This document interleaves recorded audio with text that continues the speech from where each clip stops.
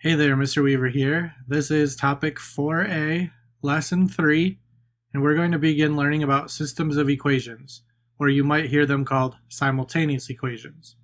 And in this lesson, we're going to learn how to solve them using substitution. After this lesson, you need to be able to solve systems of linear equations with two variables by using the substitution method. And you need to be able to test a solution by substituting the solution's values into both original equations. You'll know you're successful after this lesson if you can solve for both variables using substitution, and if you can test the solution in both original equations and confirm your answer both graphically and algebraically. First, what is a system of equations? Well, a system of equations is just two or more linear equations that use the same variables, and together they form a system of equations. So here's two equations. They both use x and y, and even though they're written differently, the only variables in it are x and y. Okay, they use the same variables. And for what we're going to do now, we're only going to have two equations. When we're dealing with the systems of equations, the solution to the system is the ordered pair that makes all the equations in the system true. So for what we're dealing with, it's going to make both equations true. Your answer is going to be a coordinate point, an ordered pair, such as 5, 7. Where x would be equal to 5 and y would be equal to 7. There are three ways to solve a system of equations. So first, substitution, second, elimination, and third, graphing. The first one is what we're going to look at in this lesson, substitution. So first method is substitution. Here are the steps to substitute. So first, solve one of the equations for y equals if necessary. Or if it's easier, you could solve for x equals. Step 2, substitute the value of y into the other equation. Then solve the new equation to find x. Once you know what x is, substitute that back into either equation to figure out what y is. And then check your answer by testing to make sure it works in both equations. That seems a little complicated. We'll go through it with actual problem and it should make a little bit more sense. Substitution is the best method to use if one or both equations are in slope-intercept form, where it was y equals mx plus b. That's because one of them's already solved for y, but you can use other ways, or you can use substitution even if it's not. So let's look at an example of solving a system by substitution. So find the solution using substitution.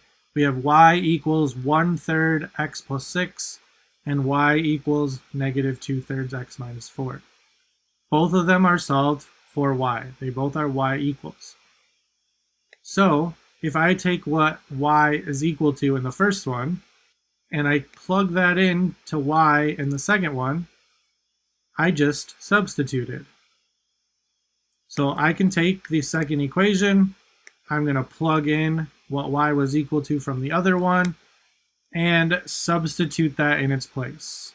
Remember, substitution is just replacing something for its equal, like you're substituting in a sporting event. Now that I substituted in, y is no longer there. I'm only left with x. So this is where solving an equation with variable on both sides comes into play. So we need to get all the x's on one side, all the constants on the other. First, I'm going to add 2/3 to both sides. That will get rid of the x on the right.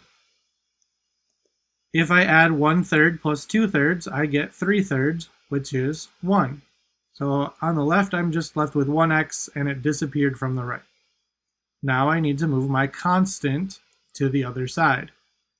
So I have to get rid of that plus 6, so I would subtract 6 from both sides. -4 minus 6 is -10. So x must be equal to -10.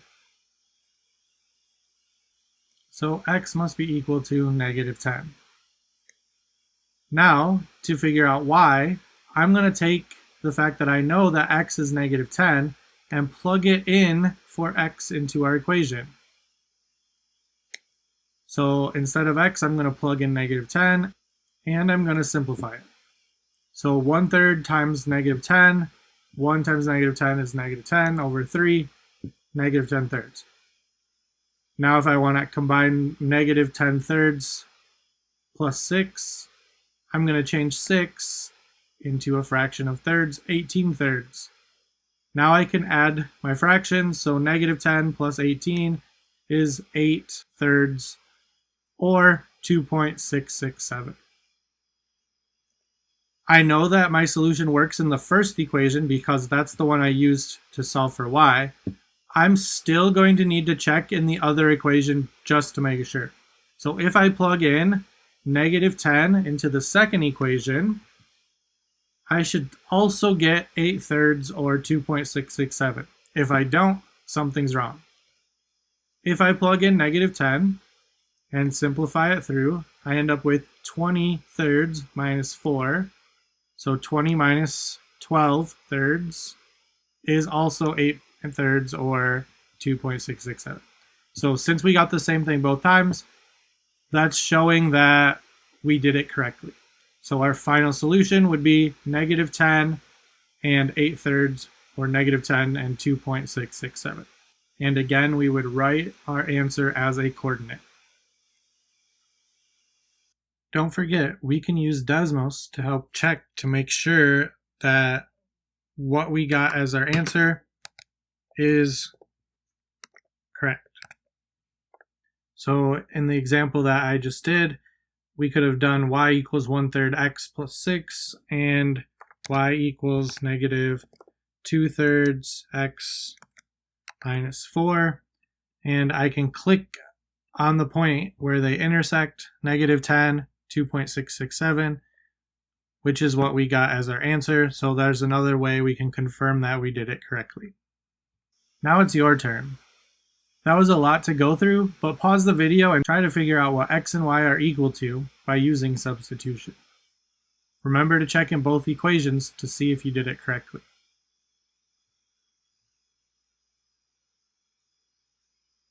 Let's go through it. So if I were to plug the first one into the second one, I would end up with -2x minus 4 instead of the y equals 0.5x plus 6. Solving for the equation on both sides, you should have got x equals -4. And then plugging -4 in for x, you should have got y would equal 4 for the first equation. If we do the same for the second equation, we also get y equals 4. So you should have got -4, 4. Now, before we go on to the next example, let's look at what would happen if we didn't check both equations. Or here's why you need to check both equations. So let's say that we substituted correctly, but somewhere along the lines we made a mistake with our negatives and we got x was equal to +4. When I go to plug it in, if I only check one equation, I'm still going to get a y value. So I might think that my answer is 4, -12. However, if I try the second equation and plug in 4, I end up with +8. I didn't get the same thing out. That's telling me something is wrong. Whatever I plugged in, I should get the same thing out every time, because x and y are the same exact number in both equations. Let's look at another more complicated example. Find the solution using substitution. We have 6x minus y equals -7 and 3x minus 8y equals 4. Now, neither of these equations are already solved for x or y. So we're going to have to manipulate it a little bit so we can figure out what y equals or what x equals. So the first one, I can see that y is almost by itself. It's already got one of them. It's just negative, and it's not alone on the side. So I'm going to rearrange it to solve for y and say y is equal to 6x plus 7.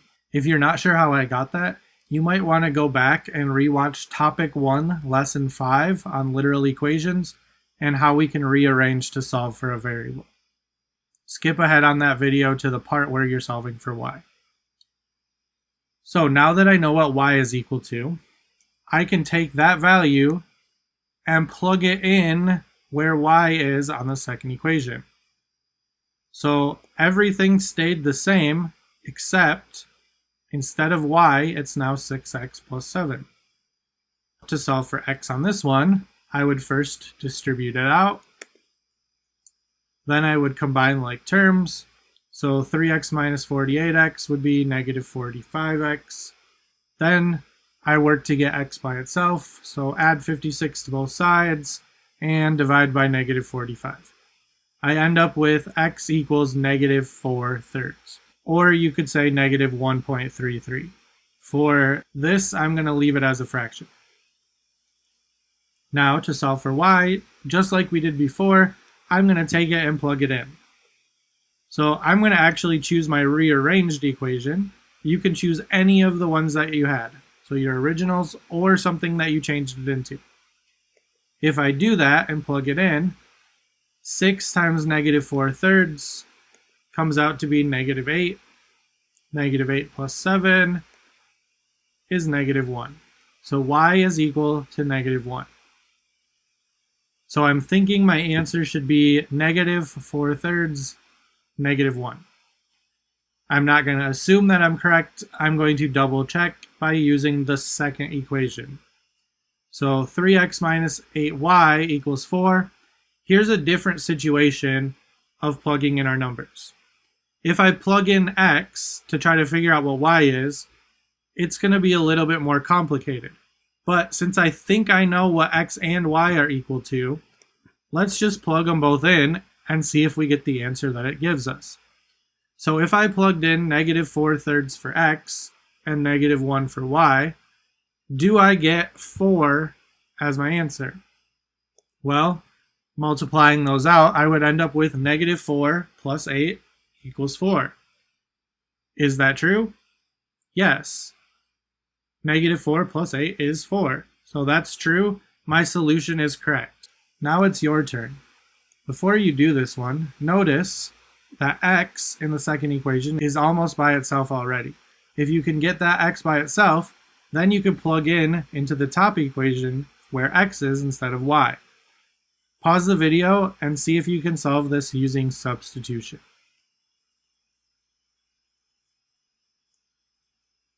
Let's go through this. So you should have rearranged the second one, hopefully, and got x is equal to 17 minus 6y. Then, plugging that in where x was, we get this equation.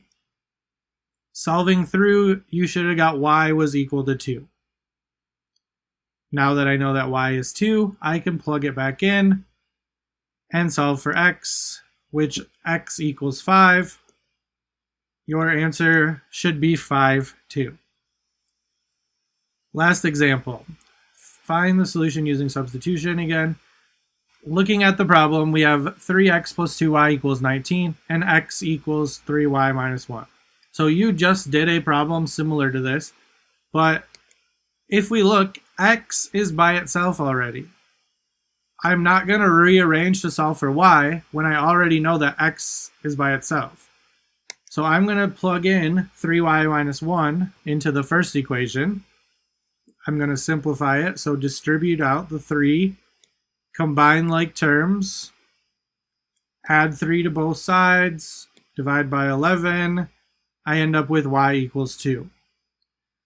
Now that I know y is 2, I'm going to plug it in. 3 times 2 is 6 minus 1. X must be equal to 5. So again, my answer is 5, 2. Now that I think I have my answer of 5, 2, I'm going to also check my other equation. So this time it's the top one. 3x plus 2y equals 19. If I plug in 5 for x and 2 for y, 3 times 5 is 15, 2 times 2 is 4. Is 15 plus 4 19? Yes.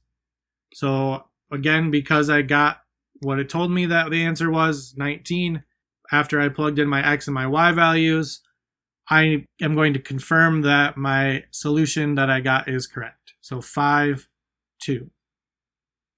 Pause the video one last time and find your solution using substitution. Check your answer. Here's what you should have got. Substituting in 4 minus 2y in for x. Going through the problem, double checking your answers, you should have got -2, 3. Don't forget, again, you can check with Desmos. X equals 4 minus 2y and 2x minus 5y equals -19. Again, we can click where it intersects, -2, 3. That's what we got as our answer, so we must have done it correctly. In this lesson, we learned that a system of equations is 2 or more equations using the same variables. The solution is the ordered pair that works in all equations, and we write it as the coordinate x, y. The first way we learned here to solve our systems of equations is using substitution. So this involves substituting one equation into the other and solving for whatever variable remains. Once you know what that variable is equal to, you plug it back in and solve for the other variable. Please make sure you're checking both equations once you think you have your answer. As we saw in one of the examples, if something's wrong, checking in both equations will tell you that you did something wrong because you won't get the same answer the second time. When you're checking, your ordered pair will make your equations true. So that's very helpful in figuring out if you're doing stuff correctly. After this lesson, do you know how to solve a system of equations by substitution? And do you know how to check your solution to confirm that what you got is true by plugging them in to the original equations? If you're not sure about these things, you might want to go back and rewatch some examples to figure out how to do this a little bit clearer. And that's the end of lesson 3 on solving our systems of equations by substitution.